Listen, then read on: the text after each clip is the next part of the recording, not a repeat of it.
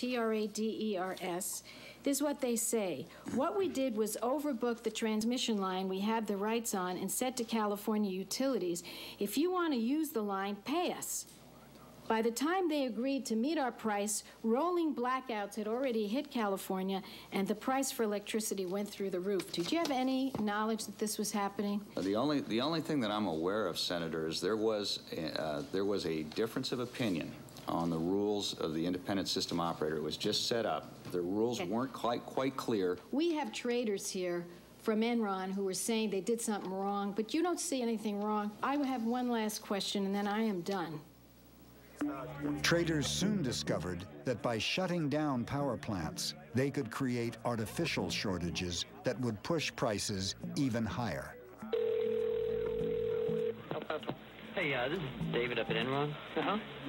There's not much demand for power at all, and if we shut it down, could you bring it back up in 3 or 4 hours?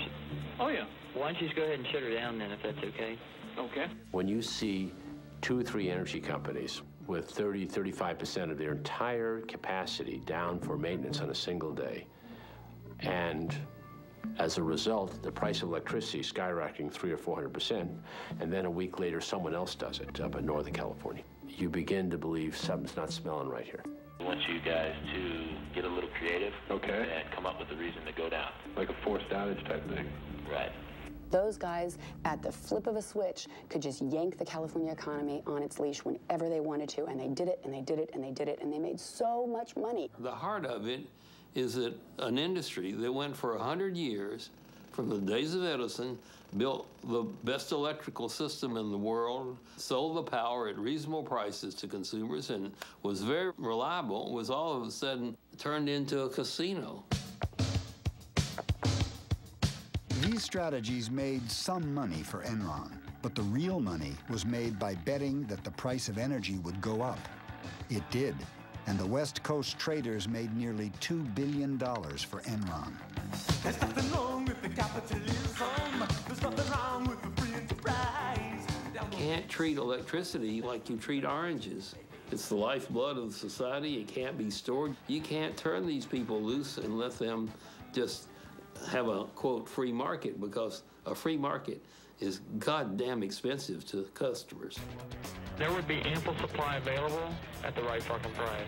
Oh, sure there would. And it wasn't just Enron. Every company traded according to the rules that California put up there. And we're the future of Enron. And we're fucking making $500 million for Enron. Can you believe that? Yeah. We'll definitely retire by we're 30. We're talking about a commodity that normally trades in the $35 to $45 range. High prices are when it gets in the 50s or $1,000. Prices aren't going to stay at $1,000 forever. It weeds out the weak people in the market. Get rid of them, and you know what? The people who are strong stick around. The Enron traders never seem to step back and say, wait, is what we're doing ethical? Is it in our best long-term interests? Does it help us if we totally rape California? Does that advance our goals of nationwide deregulation? Instead, they sought out every loophole they could in order to profit from California's misery. Temperatures in California are hitting higher than 100 degrees, fueling wildfires and fears that California's strained power grid could once again near collapse. What's happening? There's a fire under the core line. It's been derated from 45 to 2100. Burn, baby, burn. That's a beautiful thing. I was never comfortable on the trading floor at Enron. And if I had questions, I didn't ask them because I didn't want to know the answer. I didn't want confirmed what I suspected might be true. That what I was doing was, in fact, unseemly, or was at least unethical, if not worse.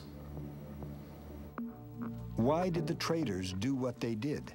Was it their multi-million-dollar bonuses?